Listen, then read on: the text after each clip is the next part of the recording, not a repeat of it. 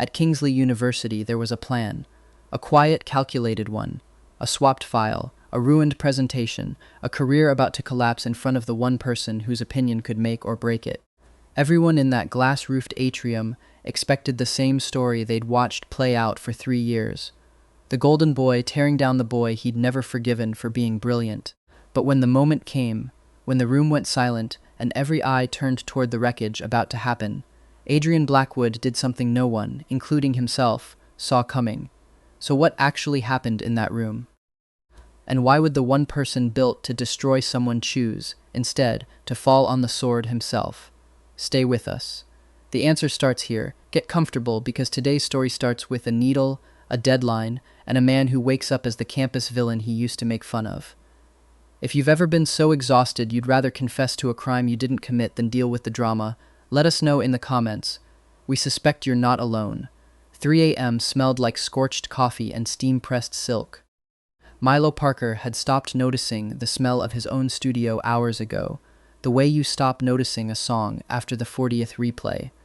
What he noticed instead was the throb behind his eyes, the ache between his shoulder blades from hunching over a dress form for 6 hours straight, and the single, stubborn bead of blood welling up on the pad of his index finger, where the needle had just bitten him for the 3rd time that night. "Okay," he mumbled to the half-finished gown pinned to the mannequin, a cascade of dove-gray silk chiffon meant to open his submission portfolio for the Young Designers of America showcase. "Okay, you're not even that hard. Stop fighting me." The gown did not respond, because it was a gown, and also because Milo was one caffeine crash away from talking to furniture like it owed him money. He'd been 24 for exactly 11 days, and in those 11 days he'd slept a cumulative total that a normal person might consider 1.5 nights. Omega, 5'9", permanently cold hands, the kind of tired that lived in his teeth. He worked out of a shoebox studio above a dry cleaner in Chelsea, took freelance alteration jobs to pay rent, and was 3 hours from a submission deadline that could either launch his career or confirm every doubt his family had ever voiced about the fashion thing. His phone buzzed. A trashy web novel he'd downloaded weeks ago for exactly this kind of sleep-deprived, brain-dead scrolling, something called Ice Prince of Kingsley Hall, sat open on the screen. Abandoned mid-chapter, somewhere around the part where the arrogant alpha rival was about to ruin the cold, brilliant Omega architecture student's life for the crime of existing more elegantly than him. Milo remembered skimming it on the subway and thinking, "This alpha guy is exhausting. I would just go to bed." He picked the needle back up. His vision swam. Just 5 more stitches, he told himself, the same lie he'd told himself at midnight, and at 1 and at 2:30. The needle slid into the pad of his finger on the downstroke, deep enough to actually hurt this time. Deep enough that he hissed and the world tilted sideways like a badly hung painting. And then it wasn't gray silk under his hands anymore. It was a duvet, navy blue, ridiculously soft, thread count that had never once seen a Chelsea walk-up. Milo's first thought, before he even opened his eyes, was, did I fall asleep standing up and dream myself into a hotel commercial? His second thought arrived less like a thought and more like a freight train made of information. A torrent of names and faces and grudges that did not belong to him slamming into his skull all at once. A dorm room, a university he'd never set foot in. A body that was not his body, 6 inches taller, shoulders like a doorframe. A face that, he would learn in about 4 minutes, courtesy of a very startled mirror, belonged to a stranger, Blackwood. 21. Senior, Kingsley University, Berkshire's campus. Business and entrepreneurship, minor in absolutely nothing that requires effort. Alpha. Campus golden boy, rowing team captain, 3rd-generation legacy student, and this was the part that made Milo sit bolt upright with his heart trying to escape through his ribs. The guy whose entire personality, according to the download currently flooding his brain, revolved around making one particular Omega's life miserable, Sebastian Hayes. The name arrived with a whole folder of context. A years-long, deeply petty rivalry rooted in one architecture competition Adrian had lost his freshman year and never, ever gotten over. A campus-wide reputation for cold precision that made half of Kingsley too intimidated to speak to him. And, apparently, a very important thesis review happening in. Milo's stolen memories supplied the number like a countdown timer. 55 minutes. during which Adrian Blackwood was supposed to have already swapped the structural files on Sebastian Hayes's final review model with a corrupted version, guaranteeing a public, career-shaping humiliation in front of the visiting critic from one of the top firms in the country. Milo looked down at his own, not his own, hands, broad, calloused in a completely different pattern than a lifetime of sewing gave you. A ring on the right hand that felt like it belonged to someone he'd never met because it did. "Nope," he said out loud, to the empty dorm room, in a voice that was deeper than his and cracked slightly with disuse. "Absolutely not. I didn't survive 3 all-nighters for a portfolio deadline, just to wake up as the villain in somebody's discount enemies to lovers plot." He caught sight of himself in the closet mirror and nearly fell off the bed. Dark hair, unfairly symmetrical face, the kind of jaw that belonged on a cologne ad. He looked, Milo thought distantly, like the love interest's rival in every teen movie ever made, which, considering what his stolen memories were telling him, was essentially the job description. His finger throbbed.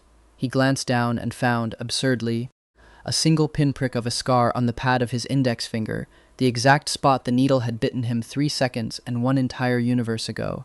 53 minutes, he said, reading a text notification that had just lit up the phone on the nightstand. A group chat labeled, with real subtlety, Alpha Sesquad. 53 minutes to either become a home-wrecking plot device or figure out how to just not.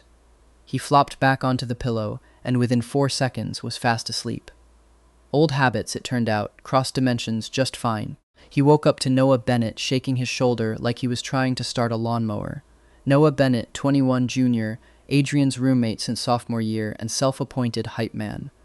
Beta, endlessly caffeinated, the kind of loyal that asks no questions right up until the exact wrong moment to ask several. Dude, the crit is in 20 minutes. You're gonna miss your own sabotage. Get up.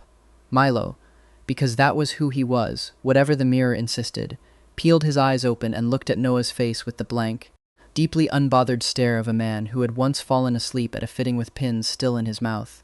What sabotage? The Hayes' model, the files, the whole... Bro, are you still drunk? Noah's eyebrows nearly launched off his face. You've been talking about this for a week. Time to remind Sebastian Hayes, who actually runs this campus. Your words. Those words sound exhausting, Milo said, sitting up and rubbing at eyes that felt like they'd been sandpapered. Whoever said them needs a nap and possibly therapy.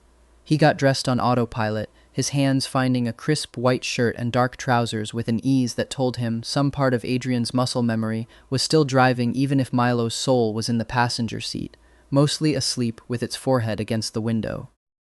He found the flash drive Adrian had apparently prepared, a corrupted file swap disguised as an innocent backup, sitting on the desk like a loaded gun, and looked at it the way you'd look at a spider in the shower. By the time he crossed the quad toward the architecture building, autumn's sun doing that low-slanted amber thing over the old stone buildings, he'd made a decision the same way he made most decisions at 3 a.m. over a sewing machine, out of sheer, bone-deep unwillingness to do the harder, meaner thing. I don't have the energy to ruin a stranger's life today, he thought. I barely have the energy to be a person. The thesis review room sat at the far end of the building's glass-roofed atrium, and it was already half full when he slipped in, professors in a loose semicircle, a sharply dressed woman he didn't recognize sitting front and center with the firm's logo embroidered discreetly on her blazer cuff, and there, at the podium beside a breathtaking scale model of a cantilevered glass pavilion, stood Sebastian Hayes. Milo's stolen memories had warned him Sebastian was striking. They had not adequately prepared him for the reality. Dark hair pushed back with careless precision, a jaw that could cut glass, and a stillness to him that read less like coldness and more like a held breath. He was explaining load paths to the visiting critic in a voice so composed it sounded rehearsed for a decade, though his hands, Milo noticed, because noticing hands was half his job, were gripping the edge of the podium just a fraction too tight. Then the critic frowned at her laptop. This structural file doesn't match what's on the model. The load calculations here are, she scrolled, brow furrowing. These numbers would collapse the cantilever. This is unusable. The room's temperature dropped 10 degrees in half a second. Sebastian's composure cracked open like a hairline fracture, just for an instant, just long enough for Milo to see something raw underneath it before it snapped shut again. That's not the file I submitted. It's the file linked to your student drive, the critic said, not unkindly, but with the flat finality of someone whose morning had just gotten more complicated. Someone would need to explain. And this was the part where, according to every scrap of memory currently rattling around in Adrian Blackwood's skull, the villain was supposed to lean back against the doorframe and let it happen. Let the golden boy of the architecture program get quietly, thoroughly humiliated in front of the one person who could make or break his career. Milo opened his mouth instead. It was me. 40 heads turned. Sebastian's eyes, a startling storm cloud gray, found Milo's across the room with an expression that flickered from confusion to disbelief, to something that looked almost like betrayal, fast and hot, before locking down into ice. I swapped the file this morning, Milo heard himself say, in Adrian Blackwood's voice, walking forward like his legs had signed a contract without asking him. It's my fault, not his. The correct file's on a drive in my bag. I can pull it up right now. He was already crouching, already yanking the actual uncorrupted files from Adrian's backpack, because whatever else was true about the man whose body he was borrowing, Adrian Blackwood apparently kept meticulous backups of his own crimes. Small mercies. The room did not so much go silent as go stunned, the particular silence of 40 people simultaneously recalibrating everything they thought they knew. Mr. Blackwood. The visiting critic's eyebrows were somewhere near her hairline. You're telling me you sabotaged a classmate's review and are now confessing to it, voluntarily. In hindsight, Milo said, plugging in the correct drive with hands that were only shaking a little, it was a genuinely stupid plan, and I'd like everyone to forget I ever had it. Someone in the back. Dominic Carter, one of Adrian's old crew, the name surfacing from the stolen memories a beat too late to be useful, made a sound like a dying accordion. The critic, after a beat that stretched long enough for Milo's pulse to relocate to his ears, allowed the correct files to load. The review continued. The pavilion, once its numbers stopped threatening to collapse under their own weight, was, even Milo, whose expertise began and ended at hemlines, could tell, genuinely, quietly brilliant, elegant where it needed strength, honest about its own bones. The critic's stiff posture softened by degrees as Sebastian spoke, and by the end of it she was nodding, scribbling something that looked distinctly like a business card being mentally drafted. When it was over, when the room emptied out in a buzz of whispers that all carried the same disbelieving shape, did Blackwood really just? Sebastian Hayes stayed exactly where he was, model notes still clutched in one hand, staring at Milo like he'd grown a second head. Why, Sebastian said. Not thank you. Not even a question, really, more like a demand thrown at a universe that had stopped making sense. Milo, running on 4 hours of sleep and a genuinely alarming amount of adrenaline, gave the only honest answer he had. Because ruining your morning sounded like a lot of effort, he said, and I'm very, very tired. He turned and walked out before either of them could figure out what to do with that. By lunch, the story had mutated through 4 separate versions, each one somehow both more dramatic and less accurate than the last. In one telling, Adrian Blackwood had wept. In another, he'd gotten down on one knee. In the version favored by the rowing team, he'd challenged the critic to a duel. The truth, as Noah relayed it back to Milo with the wide-eyed gravity of a war correspondent, was simpler and, in Milo's opinion, far weirder. Nobody could figure out why. You've hated that guy since freshman year, Noah said, watching Milo across their dorm room with the caution of a man observing a raccoon that had wandered into his kitchen and started doing his taxes. You once described his existence as personally offensive to me, and today you just confessed, in front of Whitfield, in front of a recruiter. People change, Milo said, from where he was lying face down on the bed, one arm dangling off the edge. His whole body ached in the specific way of someone whose new frame apparently did rowing at 6 a.m., a fact Milo intended to renegotiate. People don't change in one night, Adrian. Milo, he almost corrected, and then didn't, because that particular conversation would end with either a psych evaluation or an exorcism, and he didn't currently have the bandwidth for either. The problem, and it was becoming an increasingly obvious problem, over the course of that first strange week, was that Milo's habits had come with him, riding shotgun in a body built for entirely different ones. Alphas at Kingsley, as far as he could tell, moved through space like they owned the deed to it.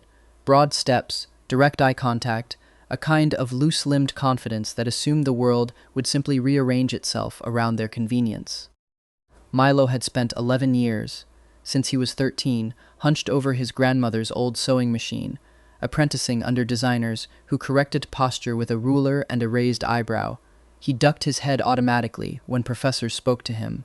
He said sorry so often in his first 2 days that Dominic Carter started a tally on a napkin. He caught himself, twice, instinctively smoothing down invisible wrinkles on other people's clothes mid-conversation.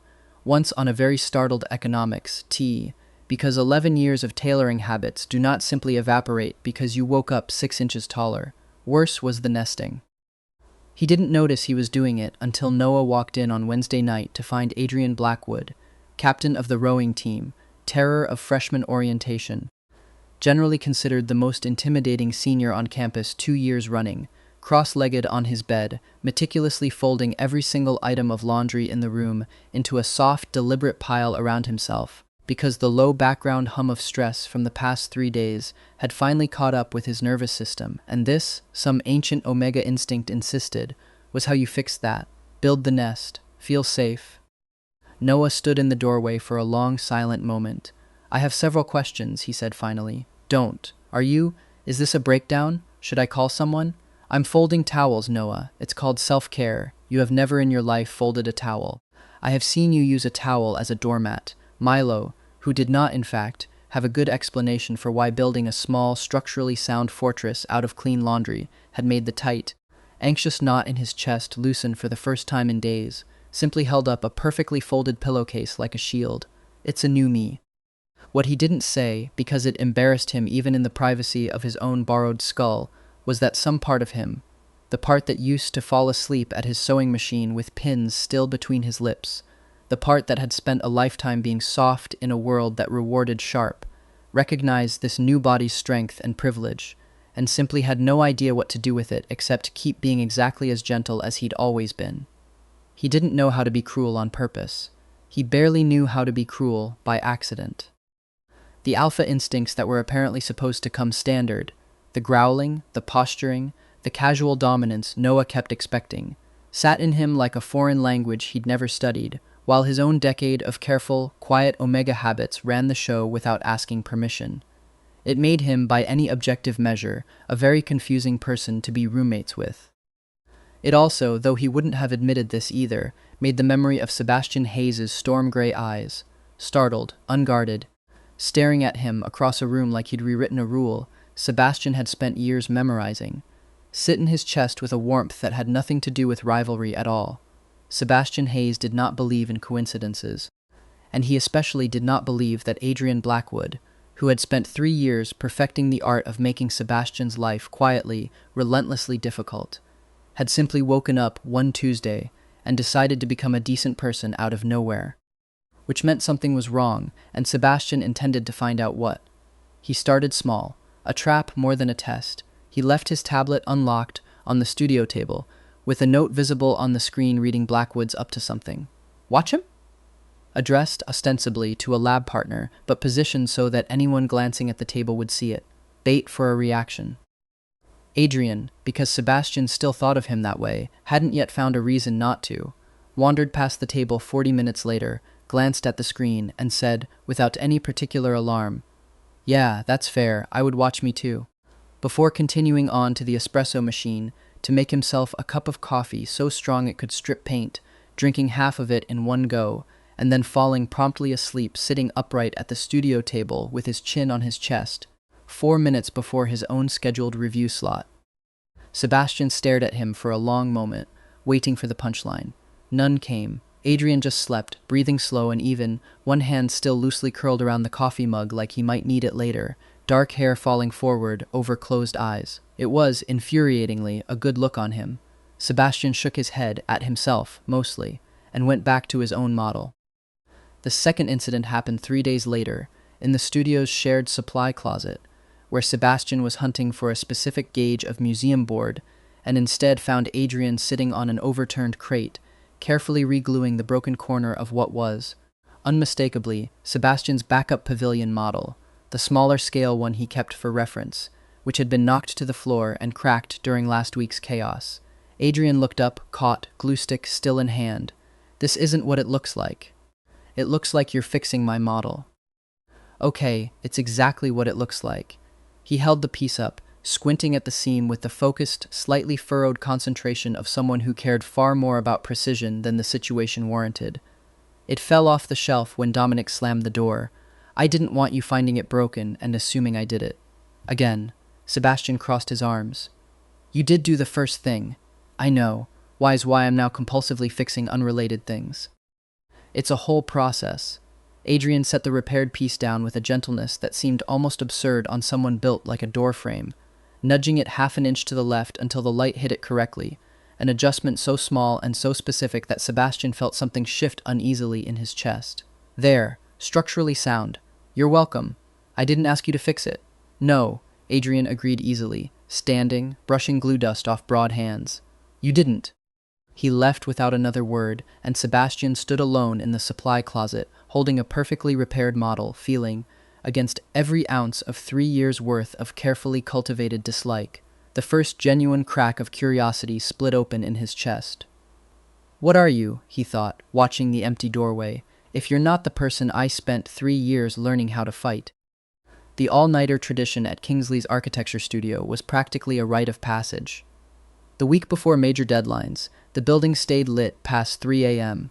Students slumped over drafting tables in various states of caffeinated collapse.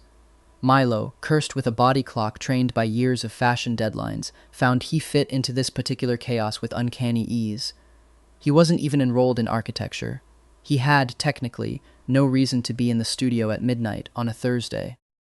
But Adrian's meager business major workload left him restless, and there was something about the hush of the drafting room. Pencils scratching, the low murmur of a space heater, the particular quiet of people working hard on something they loved, that felt achingly, comfortingly familiar. It smelled like his old studio if you swapped out fabric dust for the sharp tang of foam core adhesive. He found Sebastian there most nights, of course. Working alone at the far table under a single desk lamp, sleeves pushed to his elbows, brow furrowed at a laptop screen full of render passes that refused to look the way he wanted them to. That corner's wrong, Milo said. The third night in a row he'd wandered over with 2 coffees and set one down within Sebastian's reach without asking. Sebastian didn't look up. It's not. The shadow's falling the wrong direction for your stated sun angle. Your light source says morning. Your render says 4 p.m. Milo tilted his head, studying it the way he'd study a hem that hung crooked. It's a small thing. Nobody but you'll ever notice. I'll notice. Right, Milo said, and something in his voice, quiet, unbothered, entirely without mockery, made Sebastian finally glance up. That's the whole job, isn't it? Noticing the thing nobody else will. Sebastian studied him for a long moment, gray eyes narrowed slightly, like he was trying to solve an equation that kept refusing to balance. You sound like you know something about that. More than you'd believe, Milo thought, thinking of 11 years spent obsessing over the 2 millimeter difference between a seam that draped beautifully and one that merely looked fine. Out loud, he just shrugged. I pay attention to things. It's a character flaw. He fixed the render's sun angle himself, 20 minutes later, while Sebastian was in the bathroom. Not fully. Just enough to nudge it toward correct, a small unsigned gift he assumed would go unnoticed. Sebastian noticed immediately. He said nothing about it. But the next night, when Milo wandered in past midnight with 2 coffees, there was already a chair pulled up beside Sebastian's, angled just enough to suggest, without ever having to say so out loud, that it was meant for someone in particular. Milo sat. They didn't talk much, those first few nights. Sebastian worked, sharp and focused, occasionally muttering structural calculations under his breath like a private incantation. Milo, exhausted in the specific way of a soul running on borrowed sleep debt from 2 different lives, would make it about 40 minutes before his head started to nod, chin dropping toward his chest, dark lashes falling shut. The first time it happened, Sebastian froze mid-sentence, staring at the alpha who had, by every account he'd ever heard, never shown a moment of vulnerability in 3 years of campus warfare, now fast asleep in a folding chair 4 feet away, breathing slow and even, one hand still loosely curled around a cooling cup of coffee. Sebastian sat very still for a long moment. Then, very quietly, so quietly he'd have denied it under oath, he reached over and nudged Milo's mug an inch further from the table's edge, so it wouldn't spill if he shifted in his sleep. It was not kindness, Sebastian told himself. It was just good studio etiquette, He did not examine, too closely, why his heart was doing something strange and unfamiliar in his chest as he watched the rise and fall of Adrian Blackwood's shoulders in the lamplight. The trouble with old habits was that Milo's hands, whatever body they were currently attached to, still knew exactly one language fluently: fabric. It started as an accident. He'd noticed, over 2 weeks of studio nights, that Sebastian ran cold, sleeves always pushed down by 2 a.m., a small private shiver he tried to hide by hunching closer to his desk lamp like it was a campfire. Milo noticed things like that the way other people noticed weather. It was simply how he was built. So on a Tuesday, in the middle of the night, with nothing better to do while Sebastian argued with a stubborn render, Milo found himself in the campus craft store's clearance bin, a place he hadn't even known existed until his hands, apparently on autopilot, walked him there, buying 4 skeins of soft charcoal gray wool yarn and a pair of needles, because apparently even without a sewing machine, some part of him simply could not sit still with idle hands and someone cold nearby. He knit badly at first. His fingers remembered fabric, not yarn, and the first attempt came out lopsided enough that Noah, catching him hunched over it in their dorm room at 2 a.m., asked with real concern whether Adrian had joined some kind of cult. By the second attempt, muscle memory, some deep cross-dimensional truth about hands that had spent a lifetime working thread, kicked in properly, and what emerged 3 nights later was a genuinely beautiful scarf. Soft, dense, the charcoal wool shot through with a single thin line of deep blue that Milo had added on instinct, the exact shade, though he'd never have admitted it, of Sebastian's favorite drafting pencil. He left it on the studio table on a Thursday night, folded with the precision of a man who had once ironed 100 garment tags for a living, no note attached, and made himself scarce before Sebastian arrived. He was hiding, badly, behind a shelf of reference books, close enough to see, too curious to actually leave, when Sebastian found it. Sebastian picked the scarf up like it might be a trick, turned it over in his hands, running one thumb along the seamwork with the same critical eye he gave his own models, checking. Milo realized with a small thrill whether it was well made. Whatever verdict he reached seemed to satisfy him, because after a moment, still frowning slightly, still looking faintly embarrassed by his own reaction, he wrapped it around his neck. It suited him. Of course it suited him. Milo had built it, thread by thread, specifically for him. "I know you're behind the structures textbooks," Sebastian said, not turning around, voice pitched just loud enough to carry. "You're not subtle." Milo emerged, ears burning in a way that felt entirely unfamiliar on this borrowed face. "I have no idea what you're talking about. You knit. I do not knit." "There's a stray strand of charcoal wool on your sleeve, Blackwood." Milo looked down. There was, in fact, a stray strand of charcoal wool on his sleeve. He had, it turned out, no comeback whatsoever for this level of forensic evidence. Sebastian's mouth did something complicated. Not quite a smile, but the architecture of one, the load-bearing structure of a genuine expression trying to hold itself up under 3 years of accumulated ice. "It's warm," he admitted quietly, adjusting the scarf with a fussiness that Milo found unbearably, dangerously endearing. "Thank you." "Don't tell anyone," Milo said. "I have a reputation to protect." "What reputation?" "Rowing team captain who publicly confessed to sabotage and now apparently knits. That reputation. Exactly that one. Guard it with your life." Across the studio, Theo Ramirez, 19 sophomore, architecture program's resident gossip and the fastest set of feet on campus when there's news to spread, who had wandered in for a forgotten laptop charger and instead witnessed the entire exchange, backed slowly out of the room without either of them noticing, his understanding of the campus social order permanently, irrevocably altered. Not everyone found the transformation charming. Roman Castillo, a graduate teaching assistant 1 year older than Adrian and a former rowing teammate who'd spent years quietly resenting Adrian's easy dominance over the social order, saw opportunity in the sudden softness. If Adrian Blackwood was no longer interested in holding the top of the campus hierarchy, someone else certainly was. Roman Castillo, 22, Alpha, Structures TA, second-year grad student. Sharp-jawed, ambitious, the kind of charming that curdles the moment you look at it directly. Has spent 3 years standing exactly 1 rung below Adrian on the social ladder, and has recently begun eyeing that rung with fresh interest. He found his opening at the studio's fall open house, a semi-formal gathering of donors, faculty, and students where Sebastian's pavilion model, polished now, structurally flawless, genuinely stunning under the gallery lights, sat as the evening's centerpiece. Roman cornered Sebastian by the drinks table with the easy confidence of a man who had rehearsed this. "Impressive work. You should let me introduce you to a few people.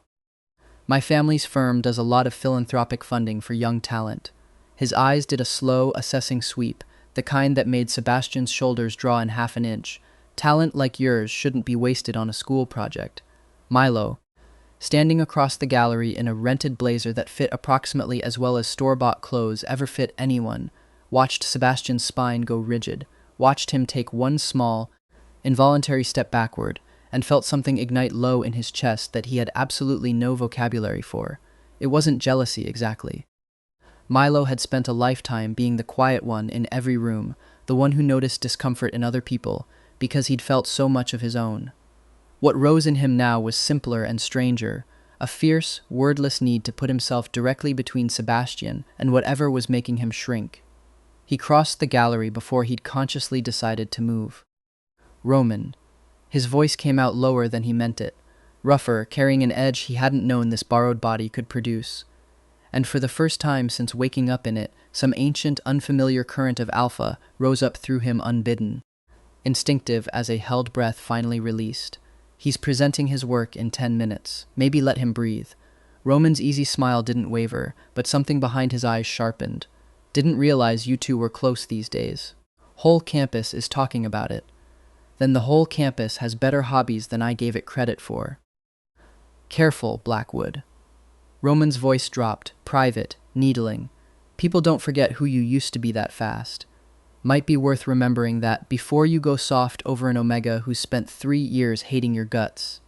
Milo felt his pulse pick up, felt heat gather somewhere behind his sternum that had nothing to do with anger and everything to do with the specific protective ferocity of watching someone talk about Sebastian, like he was a prize to be assessed rather than a person in the room. He didn't growl. He genuinely didn't know how, some absurd corner of his brain noted, like a foreign phrase he'd never learned. But he stepped fully into Roman space anyway, close enough that the message required no growling at all. "He doesn't hate my guts anymore," Milo said, quiet and even. "And even when he did, he never needed rescuing from someone talking about his work like it's a stock tip. Try the shrimp cocktail, Roman. It's excellent. So is the door." Roman left, jaw tight, murmuring something about seeing them around.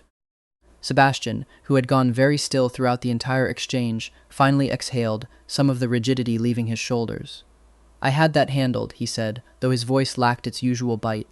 "I know," Milo said, and meant it. Sebastian Hayes had never once, in Milo's admittedly brief acquaintance with him, needed rescuing from anything. "I just really didn't want to watch him try it." Something in Sebastian's expression softened at that, gray eyes tracking over Milo's face with an intensity that made Milo's borrowed heart do something complicated and unfamiliar in his chest. "Come on," Sebastian said finally, nodding toward a side door that led out onto the building's small roof terrace, string lights strung along the railing for the evening. "I need air before my presentation, and apparently a bodyguard." "I make an excellent bodyguard," Milo said, following him out into the cool autumn night. "Terrible rower, incredible knitter, adequate bodyguard. It's a niche skill set." Sebastian's laugh, when it came, was quiet and surprised, like it had escaped before he'd given it permission. The first real, unguarded sound Milo had ever heard from him, and it landed somewhere deep in Milo's chest and simply stayed there.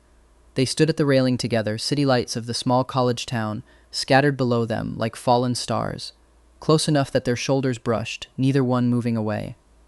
Sebastian Hayes did not get sick often. He considered it, privately, a design flaw in other people, an inefficiency he'd mostly engineered out of his own life through sheer force of routine. But the week before finals, running on a diet of coffee and stubbornness, 3 consecutive all-nighters caught up with him all at once, and he arrived at the studio on a gray Wednesday morning looking, for the first time since Milo had known him, genuinely fragile. He was pale in a way that made the shadows under his eyes look bruised. His hands, when he tried to adjust his model, had a fine, exhausted tremor. He waved off 2 separate offers of help, with the particular brittle stubbornness of someone determined to collapse quietly rather than admit he needed anyone at all. He made it 3 more hours before his body simply overruled him, folding forward against his drafting table in a dead faint that lasted only a few terrifying kinks before his eyes fluttered back open, but those seconds were enough. Milo, 2 tables away, was across the room before he'd registered moving. Hey, hey, look at me. He caught Sebastian before he could slide off the stool entirely, one arm braced solid around his shoulders, and felt with real alarm how much heat was radiating off him, how badly he was shaking. I'm fine, Sebastian managed, in a voice that convinced absolutely no one, least of all himself. You are extremely not fine, and we are going to the health center, and you don't get a vote. He didn't in the moment stop to consider whether this was Adrian Blackwood's decision to make. He simply lifted Sebastian, gently, carefully, the way you'd handle something precious and load-bearing, and carried him out of the studio, ignoring the stares, ignoring Sebastian's weak, half-hearted protests that he could walk just fine, thank you, put him down. Nurse Priya Patel, Campus Health Center, mid-40s, the kind of no-nonsense competence that has seen every possible variety of stress-collapsed student and remains entirely unimpressed by all of them. She took one look at Sebastian's chart, one look at his blood pressure, and delivered her verdict with the flat authority of long experience. Exhaustion, dehydration, possible early scent drift from stress, not a heat, just your body waving a white flag. He needs sleep, fluids, and someone making sure he actually does both instead of sneaking back to a drafting table. I can do that, Milo said immediately, before he'd fully processed volunteering. Sebastian, tucked under a thin blanket on the health center's narrow cot, cracked one eye open. You don't have to. I know. Milo pulled a chair up beside the cot and sat, the same simple, unglamorous decision he'd have made in any body, in any life. I want to. He stayed the whole afternoon. When Sebastian's fever spiked and he started shivering, Milo shrugged off his own jacket and laid it over the thin hospital blanket, tucking the edges in with a care that came from a lifetime of handling delicate things. When Sebastian's forehead beaded with sweat, Milo found a cool cloth and pressed it there himself, brushing damp, dark hair back from his temple, with a gentleness that surprised them both. Somewhere in the late afternoon light, Sebastian's eyes opened again, clearer now, fever-glassy but present, and found Milo still sitting there, still watching, one hand resting loosely near his own on the blanket. You're not what I thought you were, Sebastian said, voice rough with sleep and illness both. 3 years, and I had you completely wrong. To be fair, Milo said quietly, I've had you completely wrong too, for a much shorter time, but with equal confidence. What did you think I was? Untouchable. Milo's thumb moved unconsciously in a slow, soothing arc against the back of Sebastian's hand. Cold on purpose. Turns out you're just tired and stubborn, and you run cold because you never let anyone close enough to warm you up. Sebastian's breath caught, something unguarded and startled crossing his face. Slowly, deliberately, like it cost him something, he turned his hand over beneath Milo's, palm to palm, fingers loosely curling around his. I'm letting you close now, he said, so quietly it was barely more than breath. Milo's chest ached with a warmth so complete it eclipsed the fluorescent lights, the antiseptic smell, the borrowed body, the whole impossible situation he'd woken up into 3 weeks ago. He squeezed Sebastian's hand back, careful and certain. Good, he said. Took you long enough. Sebastian recovered in 2 days, stubborn as ever, and the campus buzzed for exactly as long as it took for the next scandal to eclipse it. What didn't fade, though, what deepened instead, in the quiet weeks that followed, was the gravitational pull that had settled between them, the way their shoulders found each other in studio, the way Sebastian had started, without comment, leaving a second coffee waiting. It was Julian Hart who nearly ruined everything 3 weeks later with an invitation. Julian Hart, 22, Alpha, heir to a well-known architectural family firm, a transfer senior who arrived at Kingsley this fall with a portfolio and an agenda. Handsome in the effortless, expensive way of someone who has never once had to try, and entirely too aware of it, has been circling Sebastian's talent, and Sebastian himself, since the semester began. He asked Sebastian, with practiced charm, to be his date to the university's founders' gala, the biggest event of the fall semester, a formal fundraiser held in the university's grand hall, where Sebastian's pavilion model was to be the evening centerpiece exhibit. Sebastian, flustered in a way that had nothing to do with attraction and everything to do with sheer surprise, hadn't said no fast enough, and by the time Milo heard about it secondhand from Noah, the damage, in Milo's own nervous, spiraling imagination, was already catastrophic. He said maybe, Milo said, pacing the length of their dorm room while Noah watched from the bed with the weary patience of a man who had given up trying to have his own thoughts in this room. Maybe isn't yes. Maybe is one bad mood away from yes. So tell him how you feel, dude, this isn't. You've had 3 weeks of hand-holding and staring longingly across drafting tables. This is not a mystery to anyone but you two. Milo had spent that entire week, every spare hour, working on something in the corner of their dorm room that he'd forbidden Noah from looking at directly, hunched over borrowed sewing supplies from the theater department's costume shop, with the single-minded intensity of a man doing the one thing he actually, fundamentally knew how to do. The night of the gala, he found Sebastian outside the grand hall, adjusting his cuffs with visible nerves, dressed sharp and severe in black, and looking, despite the composure, faintly like he wanted to bolt. "You came without Julian," Milo observed. Heart hammering. "I told him I already had someone in mind." Sebastian's eyes met his, steady despite the color climbing his neck. "I was hoping he'd get the hint faster than I apparently do." Milo let out a breath he'd been holding for 3 weeks. "I have something for you. I know it's strange, considering everything, but..." He held out the garment bag. Inside was a jacket, tailored, midnight blue, cut with the same architectural precision Sebastian brought to his own work, every seam considered, a single thin line of pale silver thread tracing the inside lapel in a pattern that, if you looked closely, if you knew what you were looking at, was unmistakably the silhouette of Sebastian's pavilion design. Sebastian stared at it for a long moment, throat working. "You made this. I had a lot of free time, and a body that apparently rose at 6 a.m. Whether I want it to or not, so I needed a hobby that didn't involve oars. Adrian." Sebastian's voice cracked, just slightly, around the name, a name that had spent 3 years being an insult in his mouth and had somehow, impossibly, become something else entirely. Put it on," Milo said, gentle. "See if I got the shoulders right." He had, of course, gotten the shoulders exactly right. When Sebastian shrugged the jacket on, it settled over him like it had been waiting his entire life for this exact moment, and something in his face, something guarded, something that had been closed for years, finally completely opened.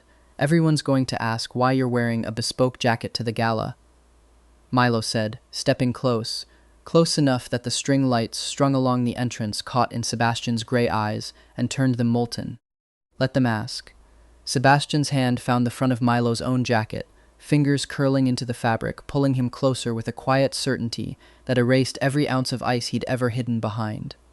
"I'm tired of pretending I don't know exactly what I want, and what's that?" "You," Sebastian said simply, and kissed him. It was soft, at first. Careful, the way first things are, both of them a little breathless with how long they'd been circling this exact moment without daring to name it. Then Milo's hand came up to cradle his jaw, and Sebastian made a small, helpless sound against his mouth, and the kiss deepened into something certain, something that tasted like autumn air and cheap sparkling cider and 3 weeks of careful, patient want finally allowed to speak. When they finally broke apart, foreheads resting together, Sebastian let out a shaky laugh that Milo felt more than heard. "I've been wanting to do that since the health center. You could have said something. You were holding my hand and telling me I run cold. I was emotionally compromised." "Fair," Milo said, grinning, tucking a strand of dark hair back from Sebastian's face with the same careful reverence he'd give a finished seam. "For the record, I've wanted to do that since you accused me of knitting. You were knitting. That's not the point." Inside the grand hall, the string quartet struck up something warm and unhurried. Sebastian took his hand, properly this time, fingers lacing through his without a shred of hesitation, and pulled him toward the doors. "Come on," he said, the ghost of a real smile finally fully breaking through. "Let's go be scandalous in public." By the time finals ended and the Berkshire hillsides went gold and bare, Kingsley University had mostly stopped talking about it. Not because the novelty had worn off, but because Blackwood and Hayes had simply become a fact of campus life, as unremarkable and permanent as the dining hall's terrible coffee. Milo was still, technically, failing to understand half his own business coursework, a fact that remained true regardless of which soul was doing the failing. He still fell asleep constantly, at his desk, in the studio, once memorably during his own economics final, waking to find the TA had simply let him nap through the last 20 minutes, rather than deal with the paperwork of waking a rowing captain who looked, even asleep, faintly capable of violence. He'd also, somewhere along the way, become the single most requested tutor in the architecture building's informal network, not for structures or drafting, which he knew nothing about, but for the small, specific art of making a presentation look finished, how a portfolio should breathe, how fabric samples pinned to a mood board could sell an idea faster than any render. Word got around. Milo Parker's 11 years of fashion instincts, it turned out, translated surprisingly well into an entirely different discipline, and he found, to his genuine surprise, that he didn't mind the rowing team quite as much once he'd stopped trying to be someone he wasn't for their benefit. Roman Castillo transferred labs the following semester, citing scheduling conflicts, which everyone privately understood to mean he'd finally, thoroughly given up. Julian Hart, to his credit, took the rejection with more grace than expected and became, bizarrely, one of Sebastian's most reliable critique partners, the two of them bonding over an entirely platonic, deeply competitive love of concrete. Sebastian, for his part, remained precisely as cold and precise as ever to the rest of the world. Clipped answers in seminar, unreadable in critique, the campus's reigning ice prince by unanimous vote. But those who paid attention noticed the small private cracks, the midnight blue jacket he wore constantly, care instructions be damned. The way his eyes softened, just for a fraction of a second, whenever Adrian Blackwood walked into a room. The extra coffee he brought to studio every single night without being asked, and the extra scarf. A second one now, sea green this time. He'd started keeping folded on the back of his chair for cold nights, though he never once admitted where it had come from. They walked back from the studio together most evenings, the long way, past the campus pond where the last of the leaves drifted gold across the water. "You know," Sebastian said one evening, mid-lecture about cantilever tolerances that Milo was absolutely not listening to, "you still haven't told me why you actually changed. That morning of the crit, everyone assumes some big personal awakening. You've never actually explained it." Milo considered this, considered briefly the truth, a needle, a deadline, a whole different life folded into this one like a hidden seam. He decided, as he had every time this question came up, that some things were better left as one of Sebastian's unsolvable equations. "Let's just say," he said instead, tugging Sebastian gently by their joined hands, until they stopped walking altogether, until they were facing each other in the fading light with the pond glittering gold behind them.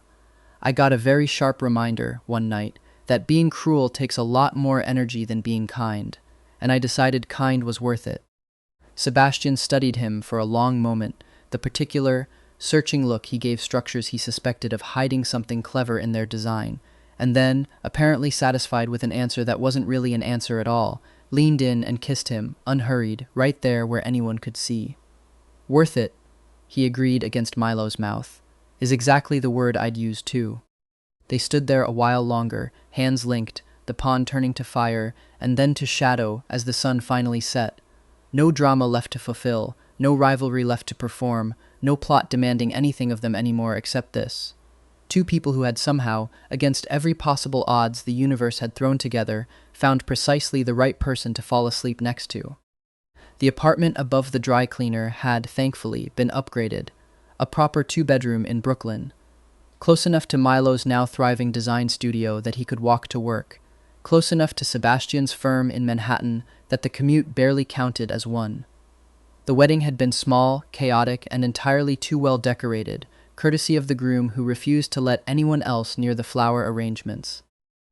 It was a Tuesday evening in early autumn, and Sebastian Hayes Blackwood, a title he wore with the same quiet, satisfied precision he brought to everything, came home to find his husband asleep face down on the living room floor, surrounded by a small, structurally impressive fortress of throw pillows, a half-finished evening gown draped over the couch above him like a very expensive blanket. He stood in the doorway for a long moment, briefcase still in hand, feeling the exact same fond exasperation he'd felt roughly 400 times over the past 2 years. "You fell asleep on the floor again," he said, crouching down, brushing a strand of hair off Milo's forehead with a tenderness that 3 years of Ice Prince reputation had never fully managed to erase. Milo mumbled, not opening his eyes. "The floor's very supportive."